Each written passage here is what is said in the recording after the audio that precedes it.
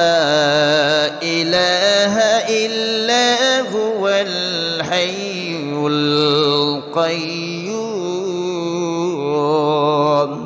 তিনি আল্লাহ, তিনি ব্যতীত কোনো ইলাহ নাই, উপাস্য নাই।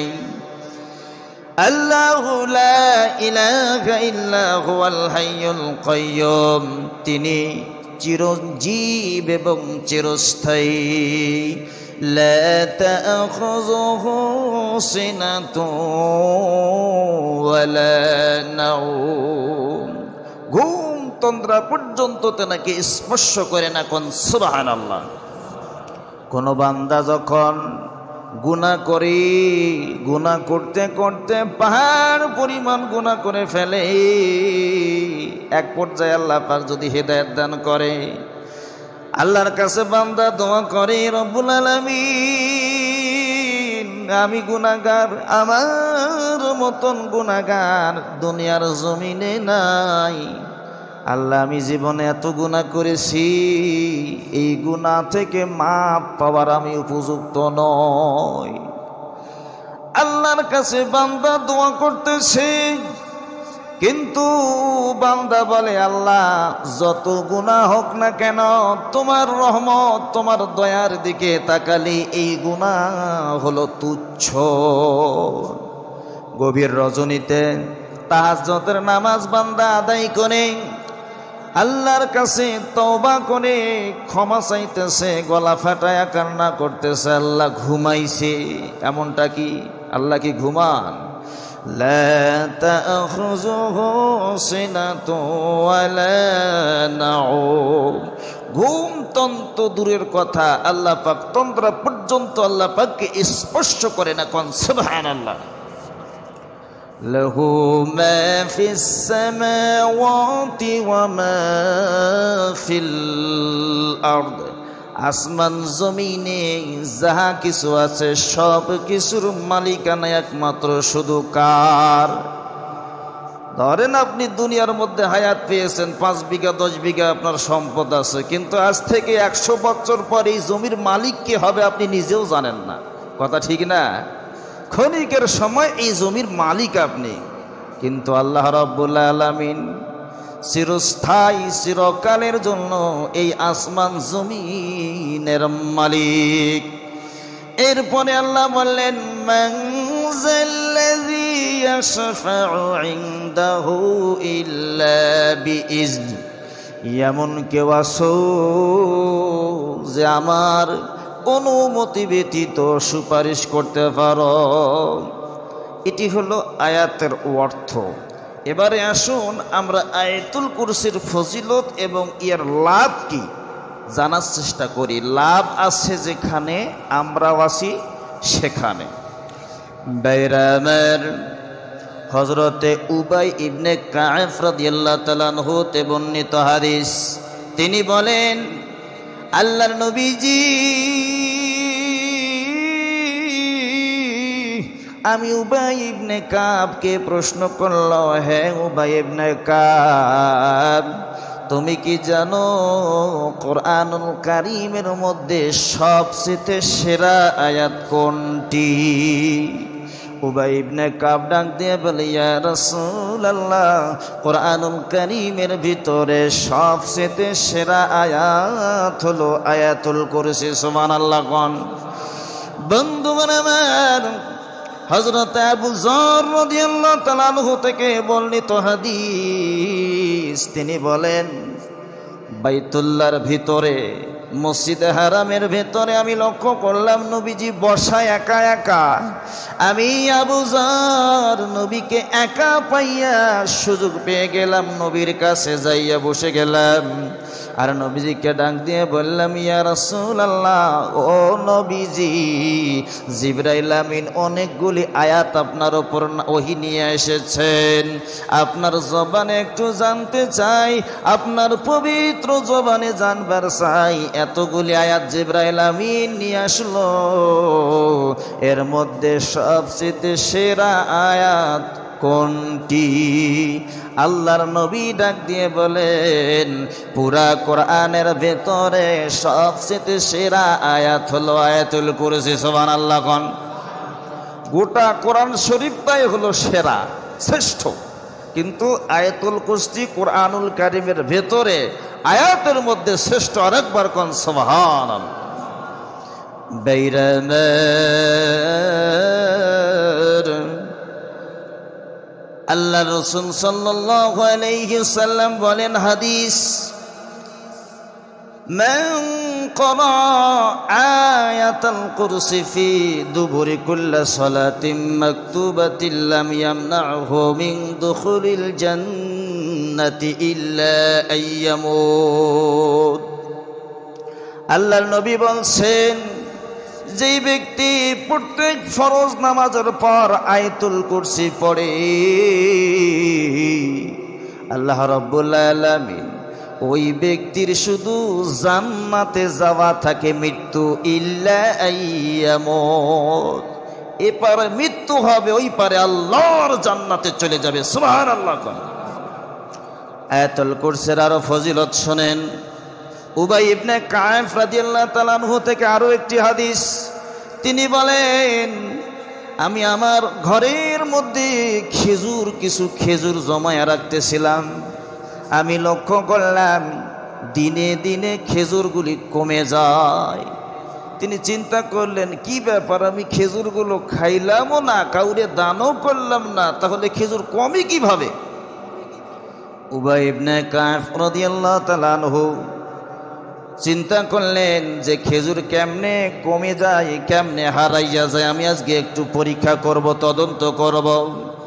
প্রত্যেক রাতে হযরতে উবাই ইবনে কাব খেজুরগুলি পাহারা দেওয়া আরম্ভ করলেন। হঠাৎ একদিন তিনি লক্ষ্য করলেন, মানবাকৃতির একটা লোক গভীর রজনীতে এসে খেজুর খাইতেছে। উবাই ইবনে কায়েব রাদিয়াল্লাহু তাআলা আনহু ডাক দিয়ে বলেন, কে তুমি? আমার ঘরের মধ্যে অনুমতি ছাড়া প্রবেশ করলা, আবার আমার অনুমতি ছাড়া তুমি খেজুর খাইতেছো, তুমি কে? তোমার পরিচয় দাও। তখন এই মানবাকৃতির লোকটা ডাক দিয়া বলে, হে উবাই ইবনে কাব, আমি তোমারে চিনি, আমি তোমারে জানি, আমি এটাও জানি তুমি দানশীল। আমি ক্ষুধার্ত ব্যক্তি, পেটে আমার ক্ষুধা আছে, তোমার খেজুর আছে, আমি খাইতেছি, এতে করে তো তোমার লস হইতেছে না, তোমার লাভ হইতেছে। আমি ক্ষুধার্ত ব্যক্তিকে তুমি খাওয়াইতেছো।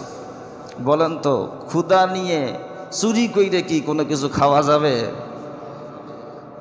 উবাই ইবনে কাব রাদিয়াল্লাহু তাআলা আনহু বলেন, তোমার কোনো অজুহাত আমি শুনব না, তোমারে ধরে রাখবো এবং সকাল বেলায় আল্লাহর নবীর কাছে যাইয়া তোমার বিচার করব। ওই মানবাকৃতির লোকটা ডাক দিয়ে বলে, এ উবাই ইবনে কাব, এত বড় শরম আমার দিও না, আল্লাহর নবীর কাছে নিয়ে গিয়ে আমারে লজ্জা দিও না। আমি দুনিয়ার কোনো মানুষ নয়, আমি আল্লাহর সৃষ্টি মাখলুক, একটা জিন, আল্লাহর সৃষ্টি মাখলুকাত, আমি জিন। জিন দুনিয়ায় আছে না নাই? ওমা খালাকতুল জিন্না ওয়াল ইনসা ইল্লা লিয়াবুদুন। খলাকাল ইনসানা মিন সালসালিন কাল ফাখর খলাকাল জান্না মিন মারিজিম মিন নার। আয়াত সূরা রহমান। ইয়া মা'শারাল জিন্নি ওয়াল ইনসি, জিন দুনিয়ার মধ্যে আছে, জিনেরও ইবাদত আছে, মানুষেরও ইবাদত আছে। জিনদের জন্য আলাদা একটা পরিবেশ, আলাদা একটা কৃষ্টি কালচার রয়েছে। আমার ভাইরা, হযরত উবাই ইবনে কাবকে এই জিন ডাক দিয়ে বলে, হে উবাই ইবনে কাব, তুমি যদি আমারে ছেড়ে দাও, তাহলে তোমারে আমি এমন একটা আমল শিক্ষা দিয়ে যাব, যেই আমল করার কারণে আল্লাহ তোমার সমস্ত মালগুলির মধ্যে পাহারাদারের ব্যবস্থা করে দেবেন। সুবহানাল্লাহ। সেই আমলটার নাম হলো আয়াতুল কুরসি। বাইরামার আরো হাদিস, হযরতে ইবনে আব্বাস রাদিয়াল্লাহু তাআলা আনহু থেকে বর্ণিত হাদিস, তিনি বলেন, কোন আল্লাহর বান্দা যদি প্রত্যেক ফরজ নামাজের পর আয়াতুল কুরসি পাঠ করে, রব্বুল আলামিন দুনিয়াবি সমস্ত বিপদ আপদ বালা মুসিবত বিপর্যয় থেকে আল্লাহ হেফাজত করবেন। সুবহানাল্লাহ কোন। ধরেন যে আপনি ফজরের নামাজ পড়েছেন, ফজরের নামাজের পর আয়াতুল কুরসি পড়েছেন, জোহরের নামাজের আগ পর্যন্ত আল্লাহ রাব্বুল আলামিন দুনিয়ার সমস্ত বিপদ আপদ থেকে হেফাজত করবেন। সুবহানাল্লাহ কোন। আবার জোহরের নামাজ পড়ার পর আয়াতুল কুরসি পাঠ করেছেন, আসরের নামাজ পর্যন্ত আল্লাহ দুনিয়াবি সমস্ত আযাব গজব থেকে হেফাজত করবেন। সুবহানাল্লাহ কোন। এইরকম একটা ওয়াক্তের নামাজ থেকে আর একটা অন্য ওয়াক্ত নামাজ পর্যন্ত আল্লাহ পাক সকল প্রকারের বালা মুসিবত বিপদ আপদ থেকে হেফাজত করবেন। তাহলে এই আয়াতুল কুরসির আমল করার দরকার আছে না নাই? বাইরানার বন্ধুগণ, আরো একটা হাদিস শুনুন। আল্লাহর নবী বলছেন, যারা প্রত্যেক ফরজ নামাজের পর আয়াতুল কুরসি পড়বে, আল্লাহ রাব্বুল আলামিন তারে দুনিয়ার জমিনে 3খানা নিয়ামত দান করবে। সুবহানাল্লাহ কোন। কয়খানা? 3খানা। 1 নম্বরে হলো আয়াতুল কুরসি যারা ফরজ নামাজের পর আদায় করে পাঠ করে, আল্লাহ রাব্বুল আলামিন তার অন্তরটা কৃতজ্ঞ অন্তর বানায় দেবে।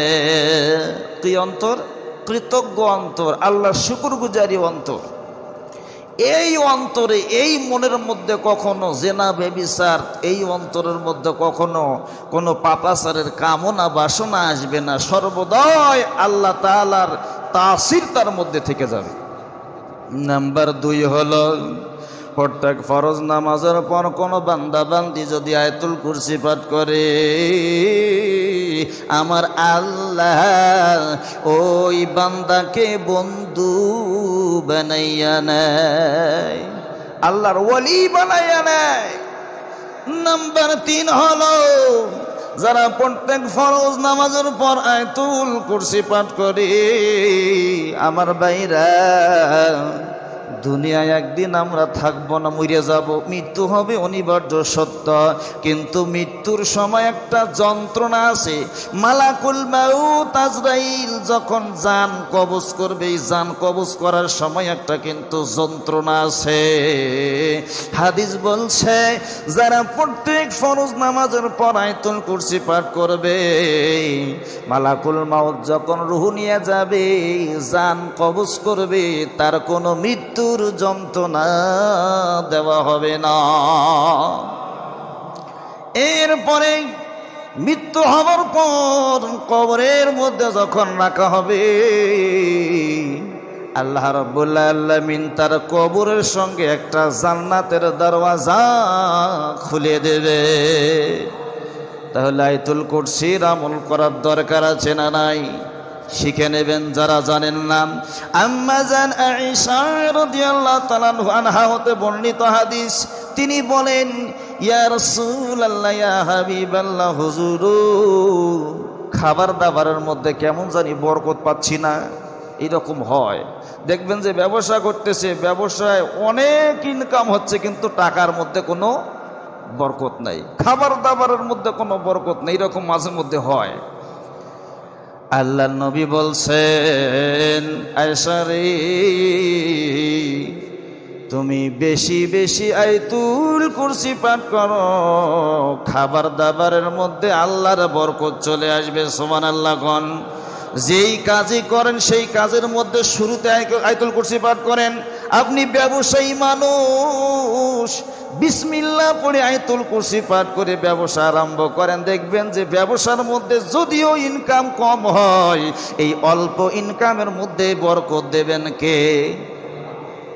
বাসার মধ্যে খাবার দাবারের আয়োজন করতেছেন, কিন্তু বরকত পাচ্ছেন না। বিসমিল্লাহ বইলে আয়াতুল কুরসি পাঠ করেন।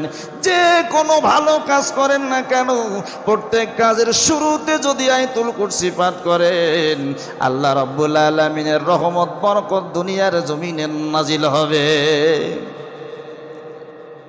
যেই কাজই করেন যদি জানা থাকে, না জানা থাকলে তো বিসমিল্লাহির রহমানির রহিম, যদি জানা থাকে বিসমিল্লাহ পড়ার পর আয়াতুল কুরসি পাঠ করা শুরু করে দেন। ব্যবসায়ী মানুষ যারা আছেন এখানে, সর্বপ্রথম যখন ব্যবসা স্টার্ট করবেন, আরম্ভ করবেন, দোকান খুলতেছেন, ঝাড়ু দিচ্ছেন, বিসমিল্লাহির রহমানির রহিম বলে আয়াতুল কুরসি পাঠ করেন। ঘুমানোর আগে বিসমিল্লাহ পড়ে আয়াতুল কুরসি পাঠ করেন। আল্লাহ রাব্বুল আলামিন পাহারাদারের ব্যবস্থা করে দেবে, আল্লাহর রহমত বরকত নাজিল হয়ে যায়। আয়াতুল কুরসি অবশ্যই সকলেই শিখে নেবেন, মুখস্থ করে নেবেন। মাত্র ছোট্ট একটা আয়াত, 5 দিন লাগুক 10 দিন লাগুক মুখস্থ করে ফেলেন। আর প্রত্যেক ফরজ নামাজের পর এই আয়াতুল কুরসিটা আপনারা পাঠ করবেন।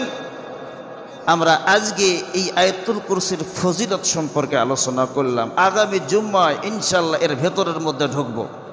আর শুক্রবারের দিন, জুম্মার দিন আমরা মসজিদ